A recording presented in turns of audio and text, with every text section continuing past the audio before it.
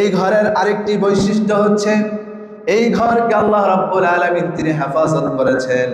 এই ঘরের শুরু থেকে কিয়ামত পর্যন্ত যিনি তার সংরক্ষণে তার হেফাজতে রাখবেন তিনি কে? এই ঘরটি হচ্ছে আল্লাহর পবিত্র ঘর। এই ঘরটিতে তিনি হেফাজত করেছেন এবং কিয়ামত পর্যন্ত এই ঘরটিকে তিনি হেফাজত করবেন। কিয়ামত পর্যন্ত এই ঘরকে যদি কেউ ধ্বংস করতে চায়, এই ঘরকে যদি কেউ ধ্বংস করতে চায়, আল্লাহ রাব্বুল আলামিন উল্টা তাদেরকে ধ্বংস করে দিবেন। তারপরও এই ঘরের এক বিন্দু, এক ইটের কণাও কেউ ধ্বংস করতে পারবে না। কথা বলে ঠিক কিনা? আমার প্রিয় ভাইয়েরা, এই ঘরটি ধ্বংস করার জন্য আমরা জানি তৎকালীন সময়ে ইয়েমেনের গভর্নর আব্রাহা তিনি বিশাল হাতি বাহিনী নিয়ে আল্লাহর ঘর ধ্বংস করার জন্য তিনি এসেছিলেন। কিন্তু সে কি আল্লাহর ঘর ধ্বংস করতে পেরেছে? আল্লাহর ঘর ধ্বংস করতে পারে নাই। উল্টা আল্লাহ রাব্বুল আলামিন এই বিশাল হস্তি বাহিনী আব্রাহা তার এই সৈন্য বাহিনীদেরকে আবাবিল পাখি দিয়ে, ছোট্ট ছোট্ট পাখি দিয়ে আল্লাহ রাব্বুল আলামিন তাদেরকে দুনিয়া থেকে শেষ করে দিয়েছেন। সুবহানাল্লাহ বলেন। এই বর্ণনাটা কোরআনুল কারীমের মধ্যে সূরাতুল ফিলের মধ্যে আল্লাহ রাব্বুল আলামিন উল্লেখ করেছেন। কোন সূরা? সূরাতুল ফিলের মধ্যে। আমরা জানি এটা এই যে কাবা ঘরের যে ধ্বংস করার পিছনে আল্লাহর ঘরকে যে আল্লাহ রাব্বুল আলামিন আবাবিল পাখি দিয়ে তার এই ঘরকে সংরক্ষণ করেছেন, হেফাজত করেছেন, হস্তি বাহিনীকে যে ধ্বংস করে দিয়েছেন, এটা আল্লাহ রাব্বুল আলামিন সূরাতুল ফিলের মধ্যে তিনি উল্লেখ করেছেন। পড়ি সুবহানাল্লাহ। আমার প্রিয় ভাইয়েরা, সূরাতুল ফিল আমাদের সবার মুখস্থ আছে? সবার আছে মুখস্থ? সবার অনেকের মুখস্থ নাই। অনেকের এই ছোট্ট সূরাটা পর্যন্ত আমাদের মুখস্থ নাই। অথচ আমরা মুসলমান, আমরা 5 ওয়াক্ত নামাজ পড়ি। অনেকে সূরাতুল ফাতিহা, যে ছোট ছোট সূরাগুলো আমরা সহিষ্ণুভাবে পড়তে পারি না এবং শেখার জন্য আমরা চেষ্টাও করি না। এটা আমাদের জন্য অত্যন্ত দুঃখ এবং আফসোসের বিষয়। কথা বলেন ঠিক কিনা? প্রিয় মুসল্লিয়ান কিরাম, আজকে আমরা এই কোরআন আমরা সঠিকভাবে কোরআন শেখার জন্য আমরা চেষ্টা করি না। অনেকের 60-70 বয়স হয়ে গিয়েছে, এখনো পর্যন্ত কোরআন যে আমাদেরকে শিখতে হবে, এই শিখতে হবে যে এই বিষয়টা আমাদের ভিতরে এখনো পর্যন্ত আমাদের বিবেকের মধ্যে এখনো নাড়া দেয় নাই। প্রিয় মুসল্লিয়ান কিরাম, এই কোরআনটাকে আমরা আমাদের জীবনের এক ঐচ্ছিক শিক্ষা হিসাবে আমরা ধরে নিয়েছি। কথা বলেন ঠিক কিনা? কথাটাকে আমি ভুল বললাম কি? কথা বলেন না কেন?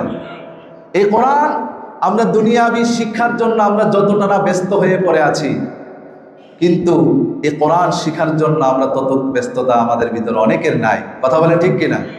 আমরা দুনিয়ার শিক্ষার জন্য ডাক্তার, ইঞ্জিনিয়ার এবং উকিল হওয়ার জন্য, ব্যারিস্টার হওয়ার জন্য আমরা কত লেখাপড়া করি, কত কঠিন কঠিন জায়গার মধ্যে আমরা লেখাপড়া করি শিখার জন্য। আমাদের যেই আবেশ, যেই চেষ্টা, কিন্তু আল্লাহর এই কোরআনকে শিখার জন্য 10 ভাগের 1 ভাগও আমাদের চেষ্টা নাই।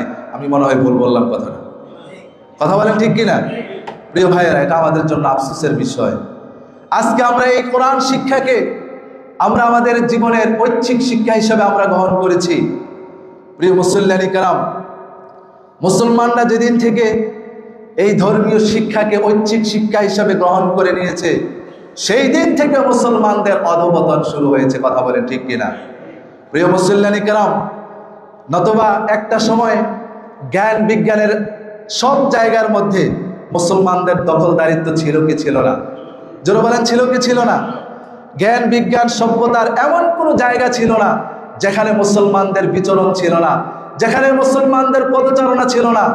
আজকে সেই জ্ঞান বিজ্ঞানের জায়গা থেকে আজকে মুসলমানরা এই কোরআন শিক্ষাকে নিজেদের ঐচ্ছিক শিক্ষা হিসেবে ধারণ করার কারণে আজকে মুসলমানরা অধঃপতন হচ্ছে। কথা বলেন ঠিক কিনা? প্রিয় মুসল্লিয়ান কিরাম, এই পৃথিবীর জ্ঞান বিজ্ঞান সভ্যতা সংস্কৃতি যাদের হাত ধরে লালিত হয়েছে, যাদের হাত ধরে হয়েছে, তারা হচ্ছে কি? মুসলমান। জোরে বলেন, তারা কি? এই পৃথিবীতে যত জ্ঞান বিজ্ঞান সভ্যতা সংস্কৃতি ধারণ করেছে সবগুলো সর্বপ্রথম মুসলমানদের হাত ধরে এগিয়ে যাচ্ছিল। কিন্তু দুঃখের বিষয় হচ্ছে আমাদের এই পূর্বপুরুষের এই ইতিহাস বিলীন করে দিয়ে আজকে আমরা মাটির সাথে মিশিয়ে দিয়েছি। কথা বলেন ঠিক কিনা? প্রিয় মুসল্লিয়ান কিরাম, আজকে আমরা চিকিৎসা বিজ্ঞান বলেন, পদার্থ বিজ্ঞান বলেন এবং অন্যান্য জ্ঞান, সব জায়গায় এমন কোনো জ্ঞান বিতরণ, এমন কোনো জ্ঞানের জায়গা ছিল না যেখানে মুসলমানদের পদচারণা ছিল না, যেখানে মুসলমানদের দখল দারিত্ব ছিল না, যেখানে মুসলমানদের বিচরণ ছিল না। কথা বলেন ঠিক কিনা? প্রিয় মুসল্লানি কেরাম, গণিত বলেন, physics, chemistry, biology, medical science বলেন, প্রত্যেকটা জায়গার মধ্যে মুসলমানদের একটা প্রভাব ছিল, মুসলমানদের একটা পদচারণা ছিল। অর্থাৎ যেই দিন থেকে মুসলমানরা এই জ্ঞান বিজ্ঞানের শাখা থেকে দূরে সরে গিয়েছে, সেই দিন থেকে মুসলমানরা তাদের অধঃপতন শুরু হয়েছে। কথা বলেন ঠিক কিনা? যার কারণে আজকে আমরা বিধর্মীদের হাতে মুসলমানরা মার খায়। কথা বলেন ঠিক কিনা? যেই দিন থেকে মুসলমানরা তাদের এই জ্ঞান বিজ্ঞানের শাখা থেকে দূরে সরে চলে আসছে, সেই দিন থেকে মুসলমানদের অধঃপতন শুরু হয়েছে। সেই দিন থেকে কাফের মুশরিকরা, ইহুদিরা মুসলমানদেরকে টার্গেট করে করে মুসলমানদেরকে দুনিয়া থেকে শেষ করে দেওয়ার জন্য তারা চেষ্টা করছে। কথা বলেন ঠিক কিনা? প্রিয় মুসল্লানি কেরাম, আমরা তৎকালীন সময়ে শাসক ছিলাম, এই পৃথিবীতে শাসক করার মতো আমাদের সেই পাওয়ার, সেই যোগ্যতা ছিল। কিন্তু আজকে সেই শাসকের জাতি আজকে শাসিতের জাত হিসাবে পরিণত হয়েছে। তার একমাত্র কারণ হচ্ছে আমরা এই কোরআন থেকে, এই ধর্মীয় শিক্ষা থেকে দূরে থাকার কারণে আজকে আমরা এই শাসকের জাত থেকে আমরা শোষিতের জাত হিসাবে পরিণত হয়েছে। ঠিক কিনা বলেন? আজকে দেখেন সারা পৃথিবীতে কয়েক লক্ষ ইহুদি বসবাস করে। এই কয়েক লক্ষ ইহুদিদের যে ষড়যন্ত্র, এই ষড়যন্ত্রের কারণে আজকে আমরা সংখ্যাগরিষ্ঠ মুসলমানরা আজকে আমরা দুনিয়াতে টিকতে পারতেছি না। কথা বলেন ঠিক কিনা?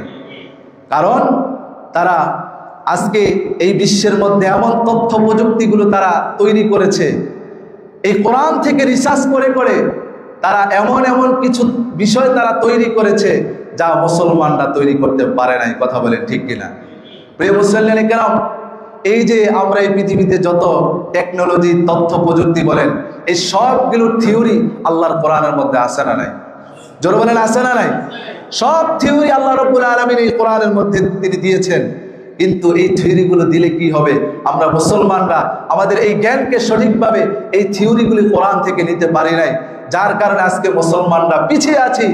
আর বিপরীতে যারা ইহুদি, খ্রিস্টান, মুশরিক, তারা এই কোরআন থেকে রিসার্চ করে করে এক একটা সময় এমন তথ্য প্রযুক্তি তারা তৈরি করে, যেইগুলো তাদের এই তথ্য প্রযুক্তি বানানোর জিনিসগুলো মুসলমানরা আজকে আমরা ব্যবহার করছি। কথা বলে ঠিক কিনা? প্রিয় মুসল্লিয়ান কেরাম, যেই কথাটা বলতে চাচ্ছিলাম যে আমরা কোরআন থেকে আমরা দূরে সরে আছি। এই কোরআনের ইতিহাস, কোরআনের একটা আয়াত, এই আয়াতের অর্থ আমরা জানি না। কোরআনের মানে একটা শব্দ, অর্থাৎ একটা আয়াত সহিশুদ্ধভাবে আমরা এখানে অনেকে আছে পড়তে পারি না। তো এই বিষয়টা নিয়ে এই কথাগুলো বললাম যে আমাদের জন্য অত্যন্ত দুঃখ এবং আফসোসের বিষয়।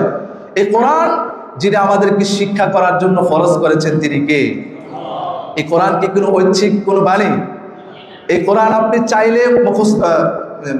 চাইলে আপনি কোরআন শিখলেন আর আপনার ইচ্ছা করলে আপনি শিখলেন না, বিষয়টা কিন্তু এমন নয়। এই কোরআন যদি আপনি না শিখেন, কিয়ামতের ময়দানে এই কোরআন আপনার জন্য সুপারিশ করে আল্লাহর জাহান্নামে নিয়ে যাবে। পড়ি নাউযুবিল্লাহ। এজন্য আমার প্রিয় ভাইয়েরা, এই কোরআন হচ্ছে এমন একটি কোরআন, যে কোরআনের সাথে যদি আপনি সম্পর্ক রাখেন, এই কোরআন দিয়ে যদি আপনি পড়েন, কোরআন শিখেন, এই কোরআন থাকার কারণে আল্লাহ রাব্বুল আলামিন আপনার সম্মান, আপনার ইজ্জত তিনি বাড়িয়ে দিবেন। পড়ি সুবহানাল্লাহ।